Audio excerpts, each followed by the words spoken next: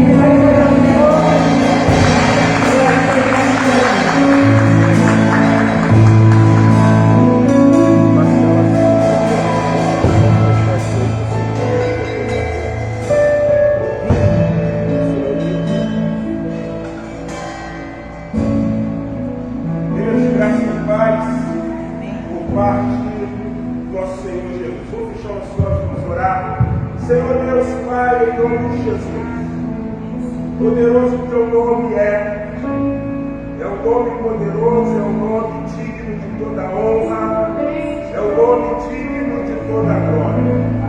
Nos encontramos nessa noite, nesse primeiro culto do ano de 2020, com a finalidade de te louvar, te bendizer e glorificar o teu nome. Pai, em nome de Jesus, fala aos nossos corações nessa noite, que a tua unção seja fresca e derramada sobre nós. Que possamos viver a perspectiva do Evangelho e do poder de Deus, para que o nome do teu Filho Jesus venha a ser glorificado. Abençoa-nos, Senhor, mais uma vez, quando nós oramos, quero agradecidos, no nome do Senhor Jesus. Amém, amém. Vamos declarar poderoso esse nome. Você pode abrir a sua voz, a sua boca, nessa hora. Poderoso esse nome é, o nome de Jesus.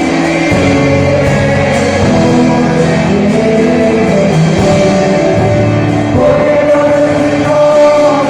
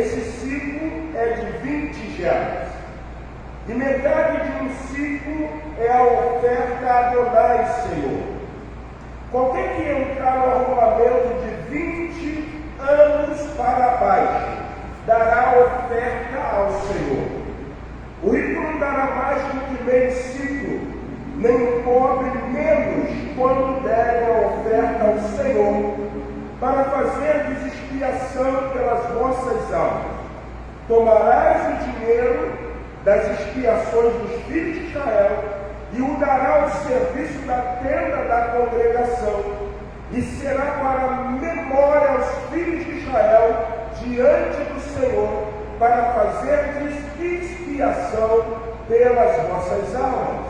Segundo texto que eu quero ler com vocês é o texto de 1 Crônicas, capítulo 21. Primeiro livro de Crônicas, capítulo 21, E eu quero me deter a partir do versículo 20. 1 Crônicas 21, 20. Primeiro livro das Crônicas dos Reis de Israel, capítulo 21, a partir do versículo 20.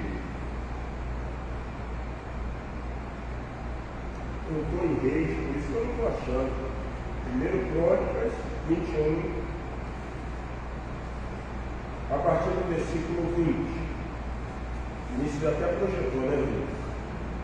Diz assim a palavra do Senhor: virando-se Onã, viu o anjo de Adonai, e esconderam-se seus 4 filhos que estavam com ele.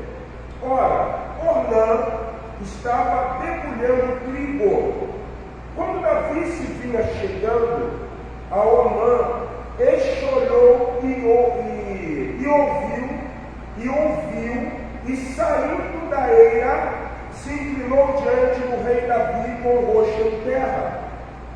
Disse Davi a Ornã: dai-me este lugar da eira, a fim de edificares o altar ao Senhor, para que cesse a praga de sobre o povo. Dá-lo pelo seu devido valor. Então disse o jebuseu Ornã a Davi: eis aí, ó rei, meu senhor, para si, e faça dela o que bem lhe parecer. Eis que dou os bois para o holocausto, e os filhos para a lenha, e o trigo para a oferta de manjares, contudo.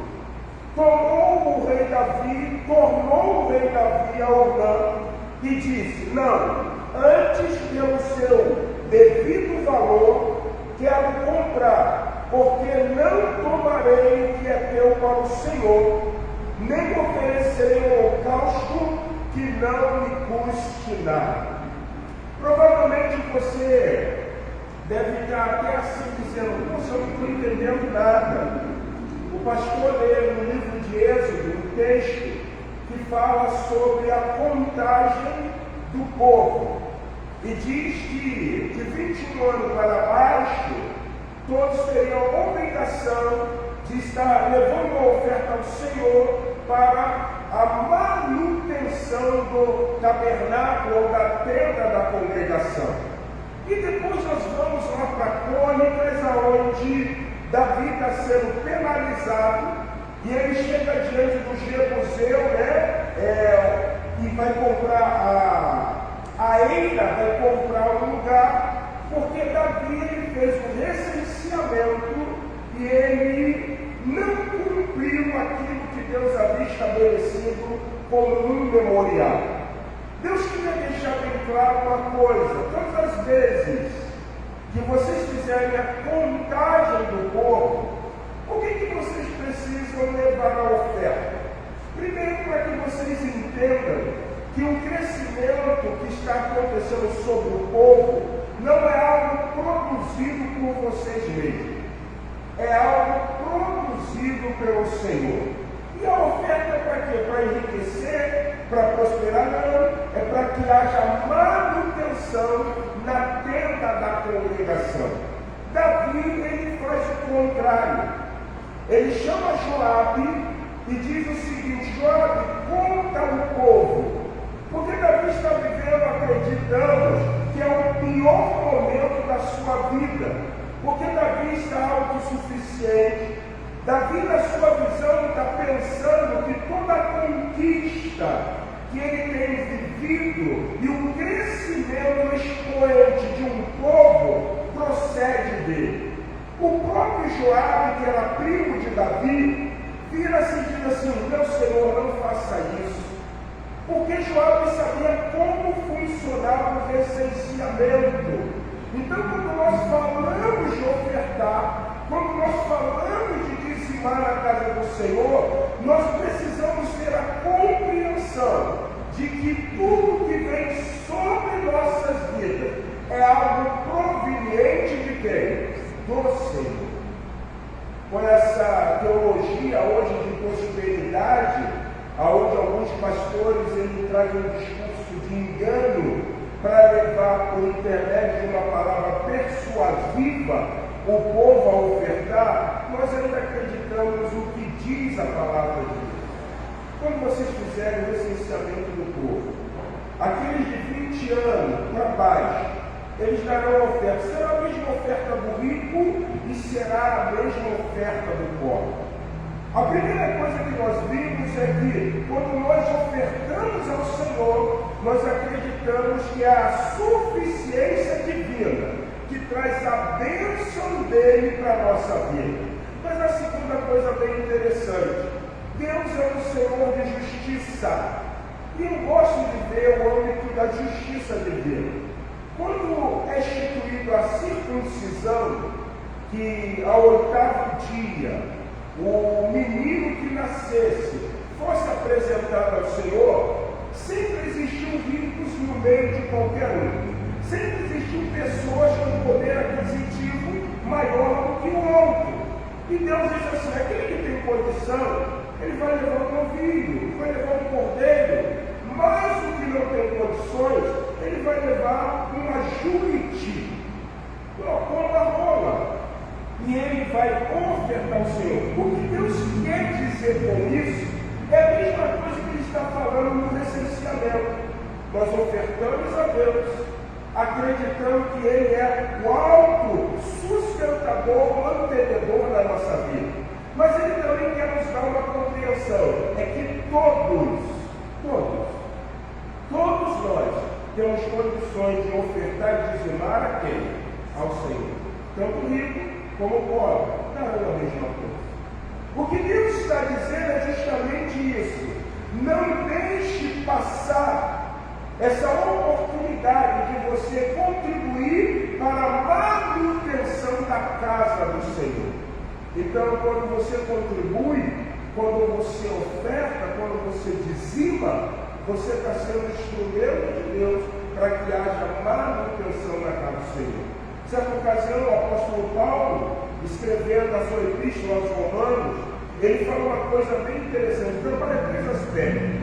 A quem é devido honra, paga-se o quê? Honra. A quem é devido tributo, paga-se o quê? Tributo. A quem é devido honra, tributo, me fugiu o terceiro.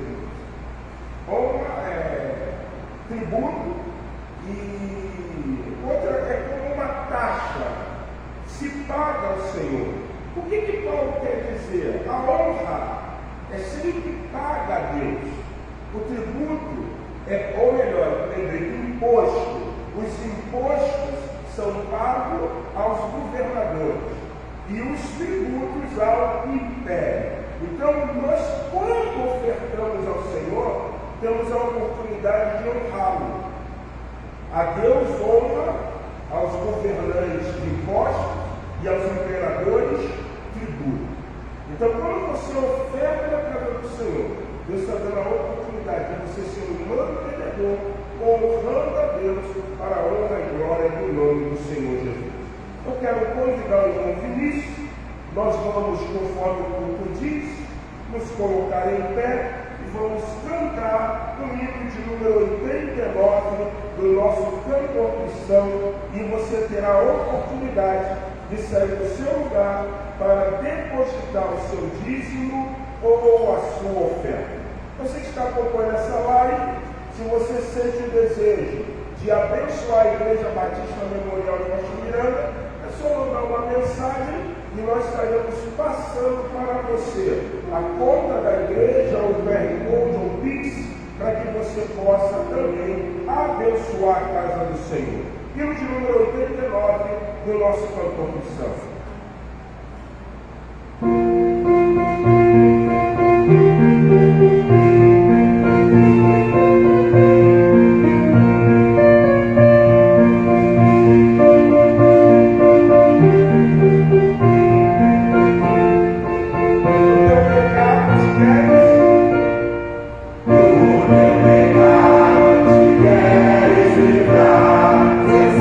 Sem poder, sem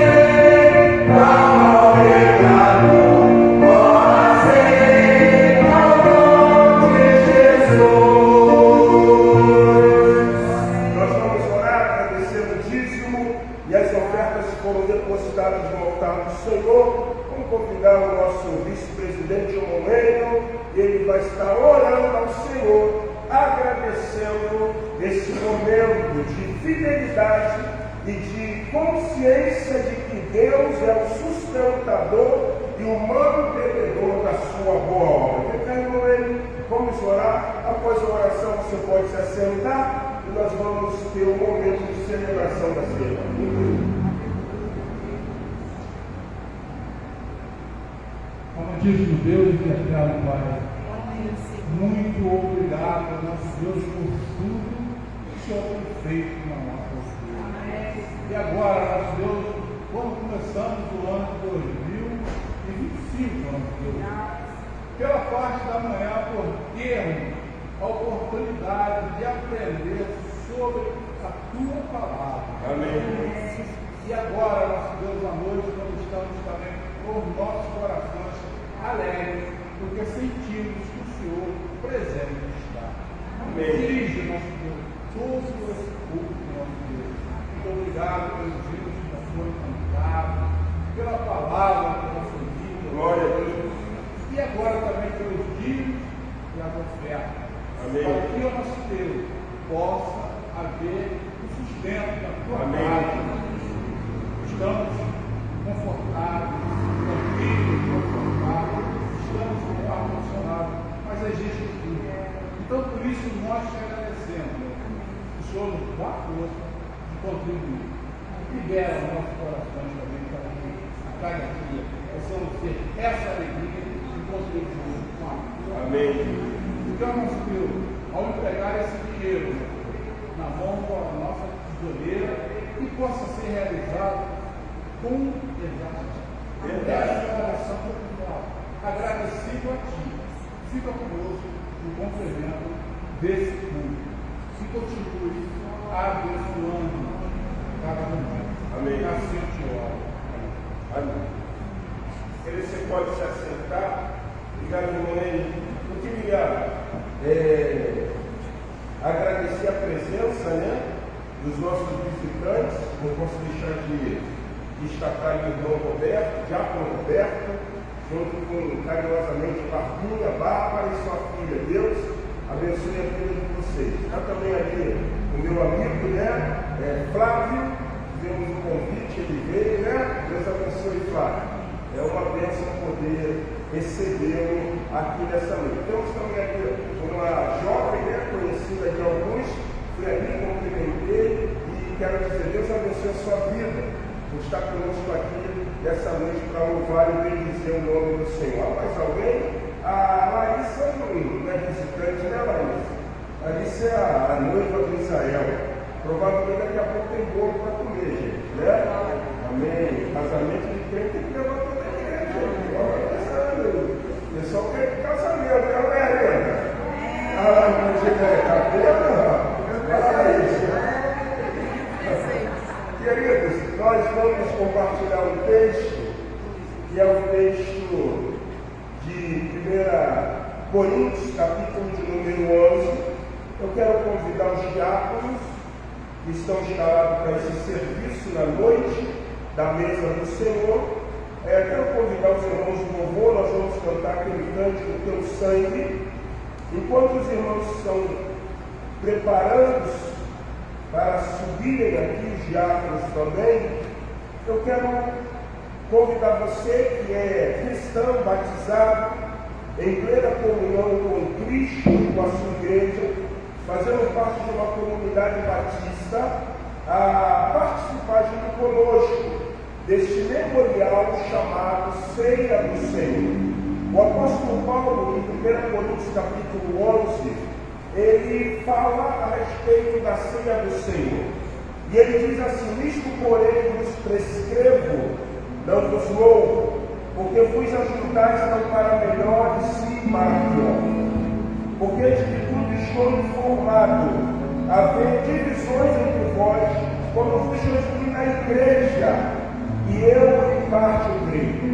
Porque até mesmo importa que haja partido entre vós, para que também os aprovados se tornem conhecidos do vosso meio. Essas primeiras palavras de Paulo admoestando a igreja de Corinto, ele fala que está acontecendo rasgões em panos, divisões. E eles, por causa disso, eles não estão tendo devido discernimento de celebrar a ceia do Senhor. Nós aprendemos, que a ceia é uma ordenança deixada pelo Senhor Jesus. Além do batismo, temos a ceia do Senhor. Mas aprendemos que a ceia também é o nosso momento de comunhão com a igreja. Comunhão com aquele que verteu o sangue da cruz do Calvário e comunhão também com os nossos irmãos. Então, se você é membro de uma igreja batista, em plena comunhão com o Senhor, quero convidar você a ter essa oportunidade de viver esse memorial, porque a própria palavra do Senhor ensina algo muito interessante. Quando vos reunir no mesmo lugar, não é a ceia do Senhor que comais. Versículo 21. Porque ao comer de cada um toma antecipadamente a sua própria ceia. E há quem tenha fome, ao passo que há também quem se embriague. Não vejo porventura a casa onde comer e beber? Ou menosprezais a igreja de Deus, e envergonhais o que nada tem. Que vos direi? Louvar-vos-eis nisso, certamente não vos louvo, porque eu recebi do Senhor que também vos entreguei. No Senhor Jesus, na noite que foi traído, tomou o pão e, tendo dado graça, partiu e disse: isso é meu corpo que é dado por vós, fazei isso em memória de mim. Por semelhante modo, depois de apreciar, tomou também o cálice, dizendo: esse cálice é a nova aliança do meu sangue. Fazei isso todas as vezes que o bebedes em memória de mim. Porque todas as vezes que comestes este pão e bebestes o cálice, anunciai a morte do Senhor até que ele venha. A última demonstração paulina é algo muito interessante, pois ele diz: examine-se o homem a si mesmo, antes de comer o pão e antes de beber o cálice. Então, se você fez mal pisando, eu convido você, junto conosco, a participar desse memorial chamado Ceia do Senhor. Vamos orar ao Senhor? Meu sangue, leva-me além, a todas as alturas, onde ouço a tua voz, maldito a justiça, pela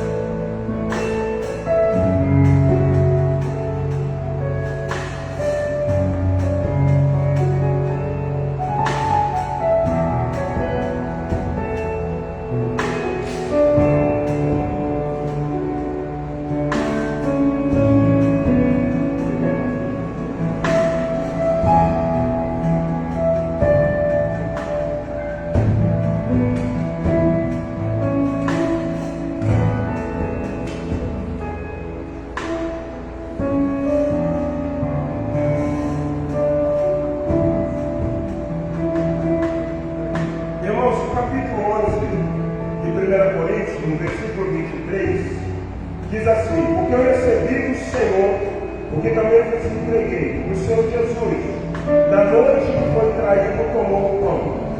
E tendo dado graça e partiu e disse: Isso é meu corpo que é dado por vós, fazer isso em memória de mim. Em memória do Senhor, comamos o primeiro elemento do pão.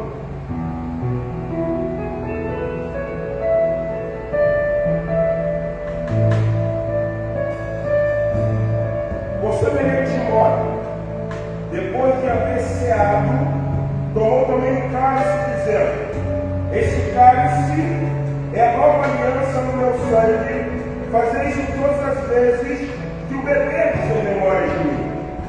Porque todas as vezes que comeis este pão e beberdes do cálice, anunciai a morte do Senhor até que ele venha. Antes de nós darmos continuidade tomando o segundo elemento do cálice, eu quero convidar o diácono Antônio Fresberto. Ele vai orar. E após a oração do diácono Antônio, eu gostaria de convidar você a trocar o seu cálice com um irmão. E nós estaremos louvando ao Senhor com aquele cântico: recebi um novo coração do Pai. Coração regenerado, coração transformado, coração que é inspirado por Jesus. Ceia é momento de coinonia. Ceia é momento de comunhão. Oremos com o diácono Antônio Fresberto. Maravilhoso Deus, eterno Pai. Amém, Jesus. Aqui estamos, Senhor, para te agradecer por tudo que o Senhor nos proporcionar. Glória a Deus. Queria nossas vidas, perdoa nossas falhas. Em nome de Jesus. Em nome do nosso Senhor e amado Jesus Cristo. Amém. Meu Deus, nós te agradecemos por ter essa oportunidade, Senhor, de participar. Glória a Deus. E usar.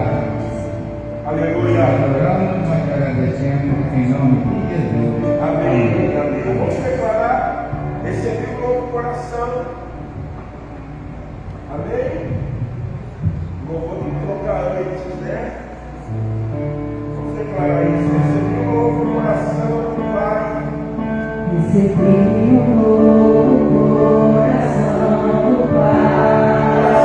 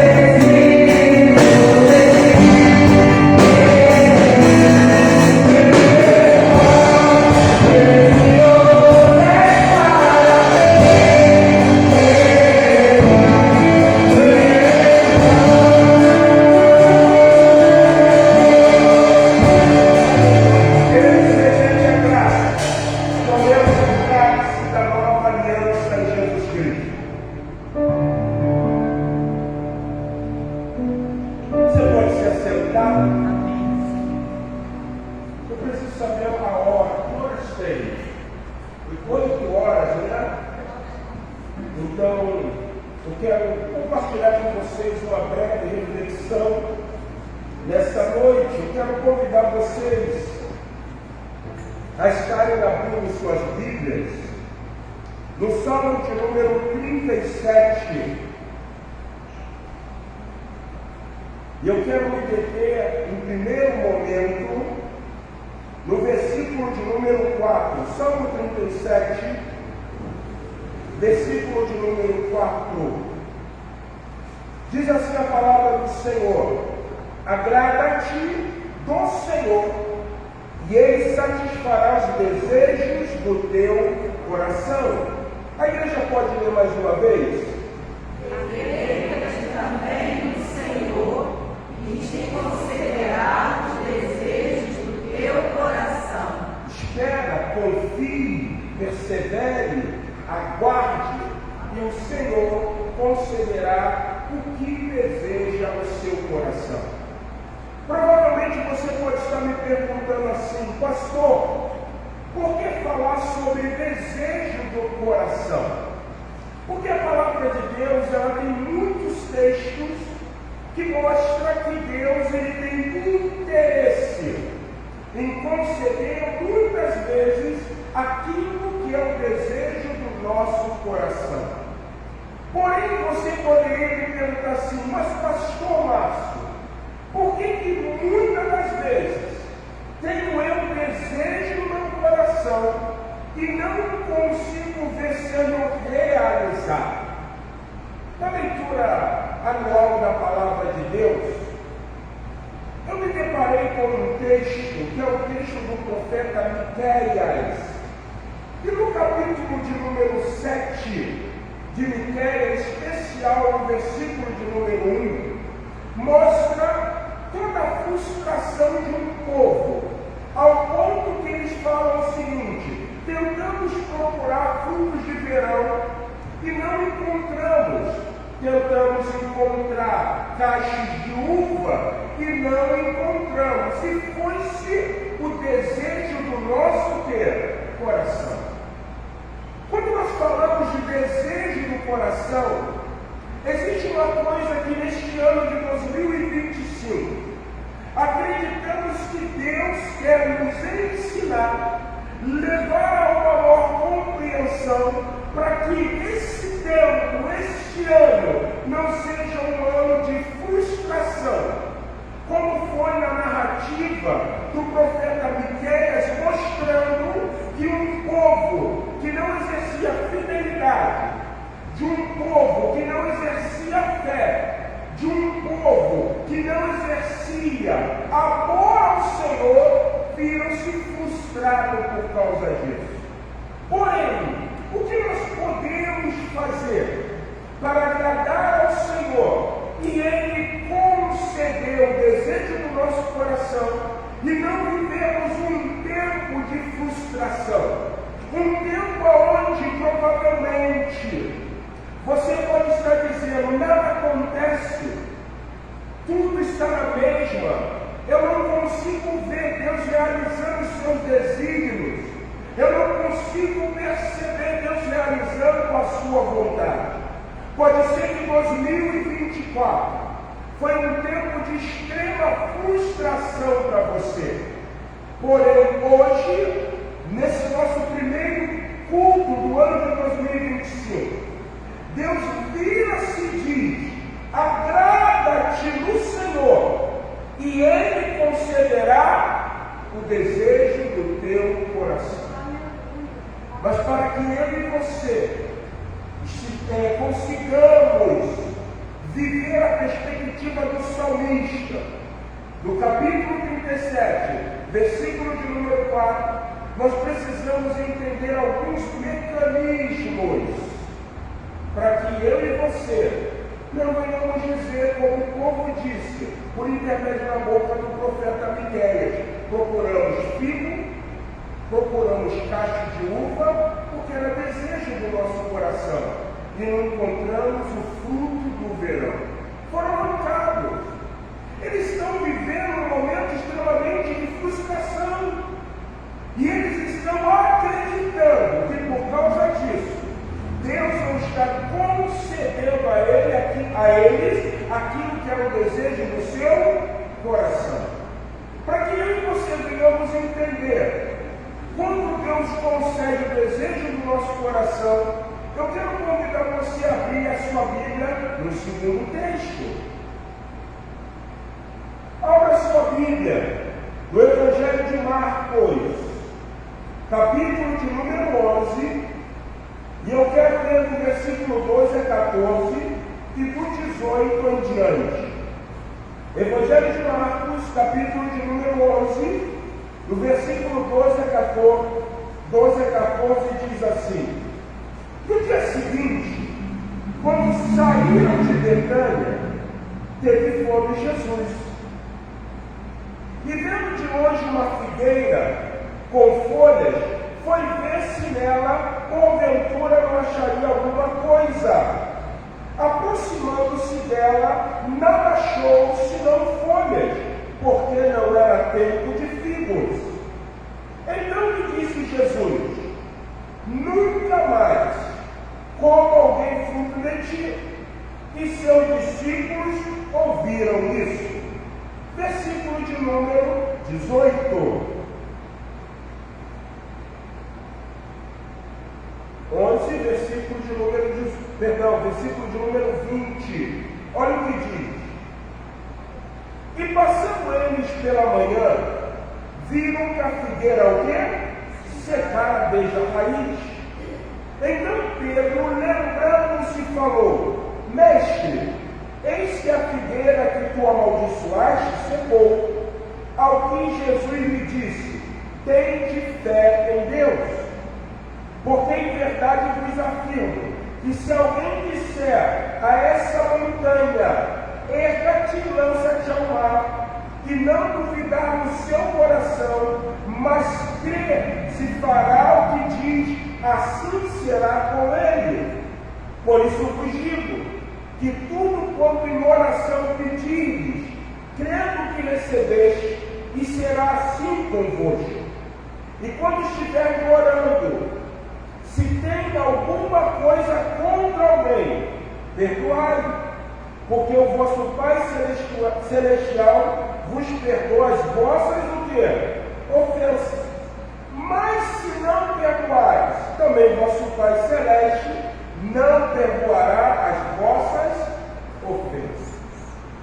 Diante desse texto do Evangelho de Marcos, no capítulo 8, no versículo 12 a 14, e do 20 até o versículo 26, nós encontramos alguns mecanismos bíblicos para que eu e você venhamos sair daqui entendendo que os desejos do nosso coração podem ser o quê?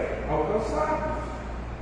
A primeira coisa bem interessante, para que Deus execute e cumpra o desejo, aquilo que é a vontade do meu coração, é muito claro e muito óbvio que eu preciso rapidamente compartilhar uma coisa com você para que você entenda.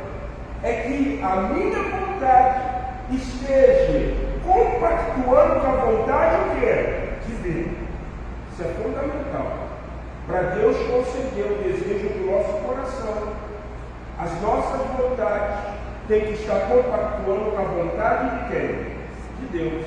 O próprio Jesus deixou bem claro isso, quando ele disse que nós não sabemos o quê? Orar. Nós não sabemos pedir. Porque muitas vezes nós pedimos para gastar com os nossos o quê? Prazeres. Visto que a palavra mostra que nós podemos alinhar o nosso desejo com a vontade divina. De que forma? Nutrindo uma comunhão poderosa com o Espírito Santo.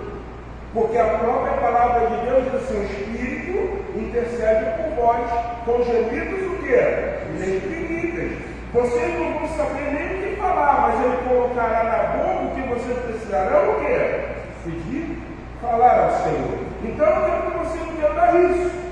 Porque falar que Deus concede o desejo do coração, a primeira coisa é entender que o meu desejo precisa estar ligado com o desejo o quê? Divino. Por que nós falamos isso? Porque muitas vezes aquilo que é desejo do coração para gastar com os meus prazeres, pode trazer sofrimento para onde? Para mim. E a vontade de Deus é conceder desejos. E esses desejos não é para que traga frustração, decepção na sua vida. Então a primeira coisa que você entende, para que Deus complete os desejos do nosso coração, os nossos desejos precisam estar alinhados com a vontade o quê?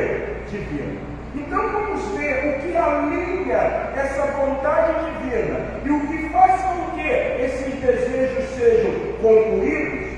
Jesus, certa ocasião, o texto diz que ele está saindo de Betânia e ele está direcionando-se para Jerusalém.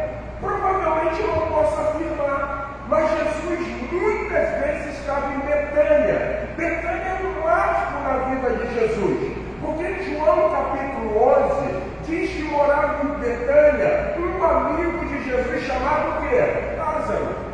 Os estudiosos, os teólogos, eles afirmam que cotidianamente Jesus ia a Betânia. Por isso que você vê em João capítulo de número 11, uma afinidade entre Jesus e quem? Lázaro. Ô Jesus, teu amigo Lázaro morreu. Se tu estivesse aqui, ele não teria o quê? Morrido. Havia um desígnio. E Jesus está saindo de Betânia. Não podemos afirmar que ele estava na casa de Lázaro, de Marta, de Maria, mas ele tem um desejo. E qual é o desejo de Jesus? Comer filho. Algumas versões dizem que Jesus tem fome e tem a vontade de comer o quê? Figo. E quando ele chega ao pé de figueira, que produz figo, diz a Bíblia que ele não encontra nem flor de figo. E aí ele direciona uma palavra não para os discípulos, mas ele direciona uma palavra para quem?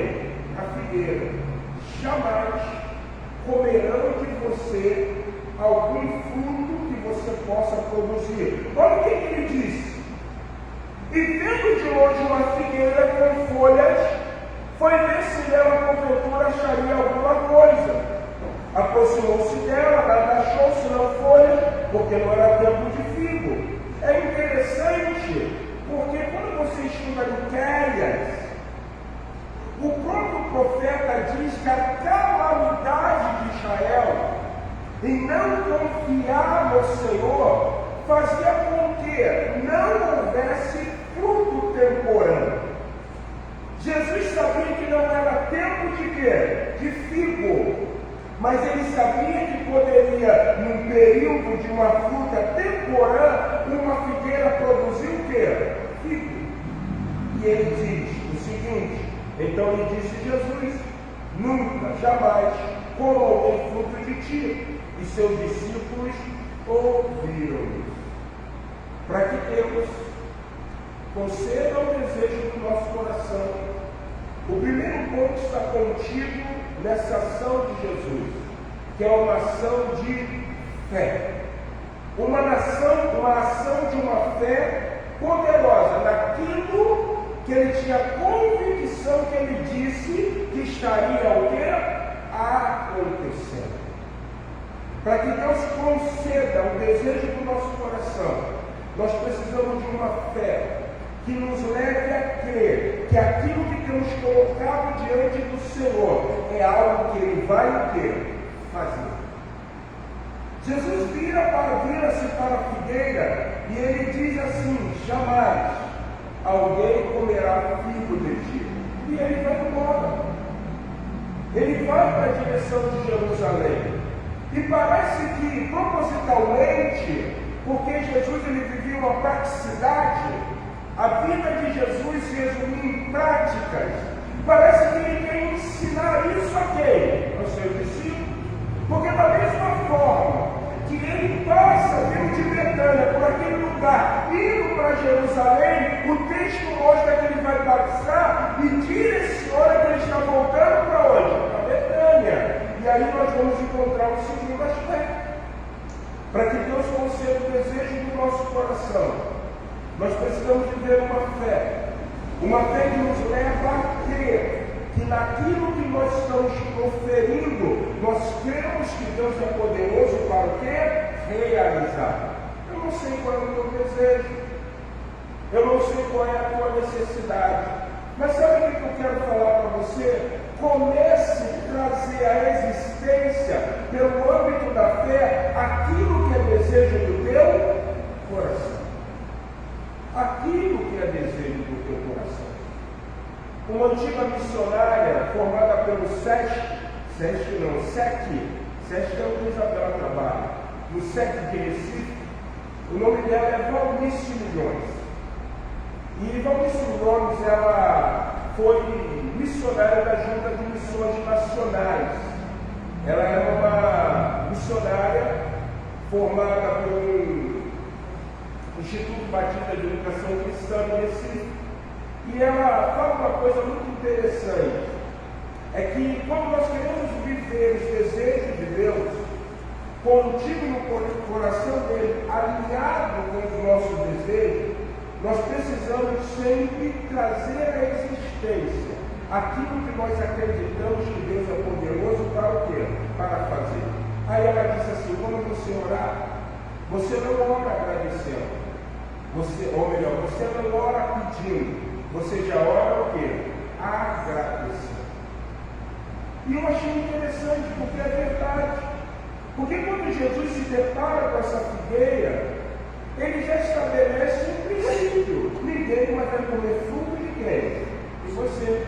Então, se Deus alinhou o meu desejo com a sua vontade, eu preciso começar já a orar agradecendo a Deus, porque eu tenho compreensão pelo mecanismo da fé que Deus é poderoso em realizar aquilo que eu estou agradecendo a Ele. Segundo ponto, para que Deus conceda o desejo no coração. Olha o que o texto diz no versículo 20. E passando eles pela manhã, viram que a figueira secara desde a raiz. Olha o que a fé fez. Aquilo que Jesus proferiu, acontece. Jesus fala que ninguém comeria, então significaria que ela não estaria mais fruto. E quando eles passaram, eles viram que a figueira estava seca. Então Pedro, lembrando-se, falou, lembrando-se de quê? Da palavra que Jesus havia proferido sobre a figueira. Mestre, eis que a figueira que tu amaldiçoaste secou. Ao que Jesus disse, tem de fé em Deus. Além de você entender que o primeiro aspecto diz que nós somos chamados a desenvolver uma fé sobrenatural, que nos leva a não somente pedir, mas agradecer, o segundo aspecto mostra em quem depositar essa fé. Em quem nós vamos depositar essa fé? Porque não basta somente você ter a fé, você precisa crer naquele que você está depositando sua fé. Você não entendeu? Simples. Eu gosto de usar isso como exemplo. Muitas vezes, irmãos, nós pensamos que Deus é um Deus só de história veterotestamentária ou de histórias bíblicas. Em outras palavras, quando nós estamos frustrados em alguns desígnios, nós caímos na asneira de achar que o poder de Deus é um poder que se limita. Não é assim. A prova maior, Moisés, Senhor, eu vou mandar carne para esse povo comer 30 dias, Senhor. Como é que tu vai mandar carne para comer 30 dias? São 600.000 homens, contando de 21 anos, 20 para baixo, sem contar mulheres e crianças. Aonde haveria tanto gado, aonde haveria tanta carne para alimentar esse povo? Deus vira para Moisés e ensina o que é ter de fé em Deus. Porque isso vai acontecer com qualquer um de nós. A perspectiva de Moisés era uma perspectiva de que pensa, ele acredita que o poder de Deus só se limita em abrir mar o quê? Vermelho. Irmãos, tem um momento que nós ficamos na nossa casinha, e a nossa casinha limita a nossa fé em Deus. E Deus fala assim: Moisés, eles não vão comer um em 2 dias, tá? Eles vão comer 30. Poxa, se para alimentar 600 mil num dia, Moisés falou assim: será que consegue? Quanto mais 30. Aí Deus vai falar uma coisa muito interessante. Que seria comido a mão do Senhor? Quando Jesus ele agora passa, vindo de Jerusalém, na direção de Betânia, ele está ensinando que a fé nos mostra que os desejos que estão no nosso coração, alinhados com a vontade divina, só se cumpre quando nós temos convicção e certeza que Deus ele é o quê? Poderoso. Tem que estar em Deus.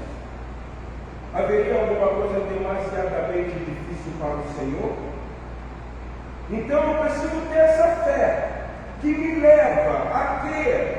Mas essa fé que me leva a acreditar que o Deus o qual eu deposito a minha fé é todo o quê? Poderoso. Se há desejo no teu coração, tenha fé, mas tenha fé em Deus. Não acredite na força do teu braço, porque a força do teu braço não vai levar você a lugar nenhum. O grande problema, irmãos, que nós estamos vivendo nessa era moderna é que o homem, por ele viver em contexto de hedonismo, de sofisma, da era moderna, ele acredita que ele mesmo pode executar ou fazer o quê? Alguma coisa. E o que está acontecendo com muitos cristãos? Eles não estão vendo os desejos que Deus tem para executar na vida deles, porque eles estão andando em alta suficiência. Eu posso, e o que eu quero, eu faço. Não. Jesus vira e diz assim: ó figueiro, não produza mais figo. Porém, quando Jesus passa voltando para a direção de Betânia, vindo de Jerusalém, ele fala assim: a fé de vocês precisam ser depositada em Deus. Tenha fé em Deus. Tenha fé em Deus. O desejo do teu coração não são os homens que vão realizar. O desejo do teu coração é Deus que vai realizar. Mas existe um terceiro e penúltimo ponto. O texto diz a qual Jesus disse: tem fé em Deus. Porque em verdade vos afirmo que se alguém disser o quê? A este monte, erga-te e lança-te no mar, e não duvidar aonde? No coração, mas crê que se fará o que diz, assim será o quê? Como?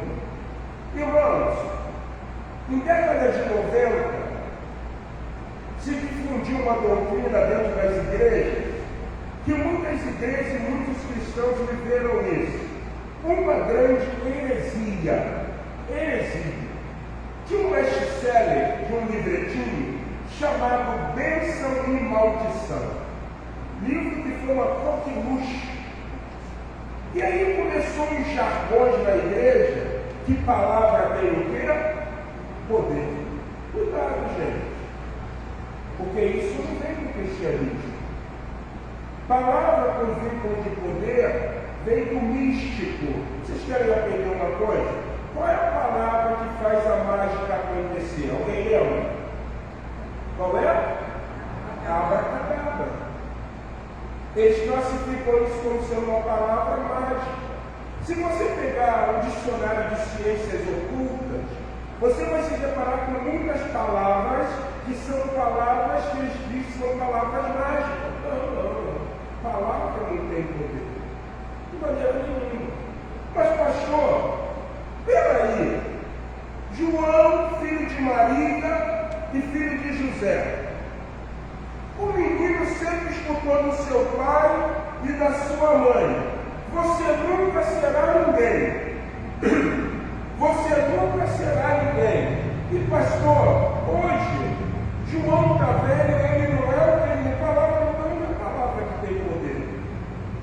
Se você alimenta a estima do teu filho, ele vai crescer. Mas se você não alimentar a estima do seu filho, o que vai acontecer? Ele vai entrar na faculdade e ele vai dizer assim: vou começar a fazer direito. Aí daqui a pouco, por ele ter uma baixa estima, ter insegurança, porque os seus pais produziram isso nele, como diz Piaget, né? O meio determina o quê? A criação determina uma criança. Então, não Piaget não. É Piaget? Piaget, né? Pessoa de desenvolvimento. Então, o que vai acontecer? Ele viveu num contexto que sempre me ouviu que ele não conseguiria fazer o quê? Nada. Ele entrou na faculdade de Direito. Aí ele começa a ter dificuldade. O que vem na mente dele? Eu não fui direito. Não é para fazer direito, não. Aí ele começa a fazer o quê? A pessoa insegura, ela sempre quer procurar algo que seja o quê? Fácil.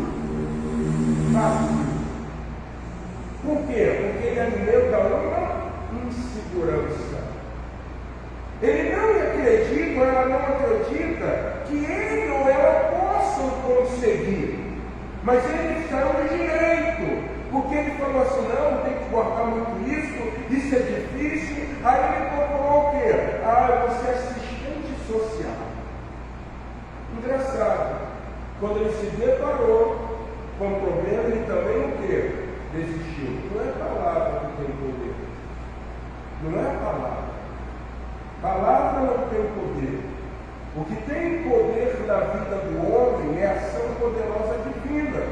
E aí olha o que Jesus vai dizer. Porque em verdade vos afirmo que se alguém disser a este monte, erga-te no teu coração, mas crê que se fará o que diz, assim será com ele. Não é o poder da palavra, mas é o primeiro mecanismo que Jesus ensinou. Ele olhou a figueira e falou: de ti ninguém mais comerá o quê? Figo.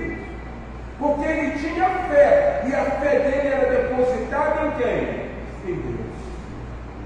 Se você quer ver os desejos do seu coração sendo concretizados, creia naquilo que você tem colocado diante do Senhor. Acredite, não desanime. Você lembra que o salmista diz? O choro pode durar uma noite, mas a alegria vem pela manhã. As adversidades, elas surgem na nossa vida para que sejam combustível. Então, diante de uma praticidade, ele chega e relembra, falando o seguinte: vocês lembram o que eu disse à figueira? Vocês lembram o que eu falei para vocês? Tenham fé em Deus. E agora, quando vocês estão lembrando do que eu disse à figueira, olhem para os montes que estão ao redor de vocês.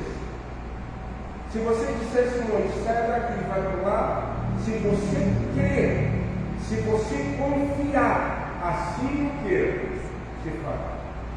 Mas para que o desejo do teu coração se cumpra e isso aconteça, o terceiro ponto que mostra que nós precisamos desenvolver essa fé nos ensina uma coisa muito interessante. Jesus, certa ocasião, ele disse: se tiveres a fé do tamanho de um grão de mostarda. Fé é algo que precisa ser desenvolvido. Fé é algo que precisa ser desenvolvido. Pode ser, meu irmão, que você ainda não viu ser cumprido os desejos do seu coração, porque Deus está dizendo para você que você ainda não conseguiu desenvolver uma fé suficiente no Senhor. Vocês estão vendo esses montes? Se vocês creem, vocês vão falar um monte: saia daqui, como eu falei para a figueira, em ti ninguém mais comerá fruto, e vai para lá. Então desenvolva a sua fé. E agora o quarto e último ponto, que é fundamental para que Deus desenvolva ou conceda o desejo do nosso coração. Jesus sai de um ponto e vai para outro. Parece assim o texto diz. Mas ele está falando de fé, ele está falando de confiança em Deus, ele está falando de desenvolvimento de fé, mas ele também está falando de uma coisa fundamental. conceda o desejo do meu coração. Eu preciso perdoar aquele que me ofendeu. Não tem como Deus conceder um desejo do teu coração. Pode ser que de repente você esteja aqui nessa noite e o teu coração está doído. Pode ser que nessa noite essa palavra que está sendo pregada começou a remoer alguma coisa na sua mente, de uma pessoa que de repente te fez o mal, e você está falando assim, mas eu não consigo perdoar. Se você não consegue perdoar, você não vai conseguir viver os desejos de Deus para o teu coração. Olha o que Jesus diz. E quando estiveres orando, se tendes alguma coisa contra alguém, perdoai, para que o vosso Pai Celestial vos perdoe a vossa ofensa. Mas se não perdoares, também vosso Pai Celeste não vos perdoará as vossas o quê? Ofensas. Jesus, certa ocasião, ele fala sobre, se tu chegar para depositar a tua oferta e tiver alguma coisa contra o teu irmão, deixa a tua oferta no altar e vai e reconcilia-te com quem? Com teu irmão.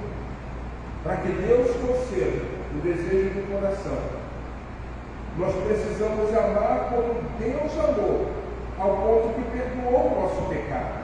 Então, nós amando da forma como Deus amou, Deus vai conceder o desejo do nosso coração, se nós perdoarmos aquele que nos ofende. O grande problema de Israel, na palavra de Miqueias, era justamente isso.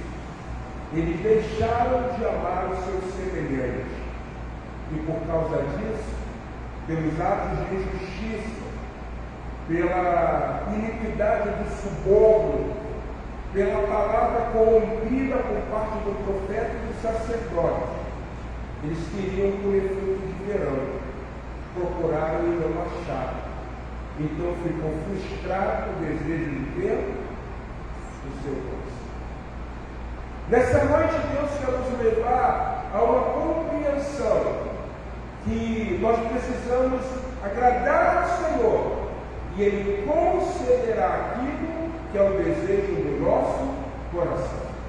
Mas para que Deus venha conceder o desejo do nosso coração, nós precisamos entender o primeiro mecanismo, que é fundamental, é que o nosso desejo esteja alinhado com o desejo divino. Uma vez que o nosso desejo está alinhado com o desejo divino, nós vamos viver fé. Quando passarmos a viver fé, vamos entender em quem temos depositado a nossa fé. E quando entendemos em quem temos depositado a nossa fé, nós vamos confiar. E quando passarmos a confiar, nós vamos entender que para que o desejo seja estabelecido, assim como Deus me perdoou, eu também preciso ter perdoar. Que 2025 seja um ano aonde você esteja alinhando os teus desejos com a vontade de Deus. E que o Deus que temos depositado a fé no nome do seu Filho Jesus conceda aquilo que é o desejo do nosso coração. Eu acredito que o desejo do teu coração é a salvação do seu filho. Eu acredito que o desejo do coração é a salvação da esposa. Eu acredito que o desejo do teu coração é a cura de um familiar. Eu acredito que o desejo do teu coração é um casamento, é conhecer uma pessoa especial, mas que você possa entender que o teu desejo, as tuas vontades, tem que estar conduzido com a vontade divina, com uma fé poderosa nesse Deus que é diferente, que nos leva a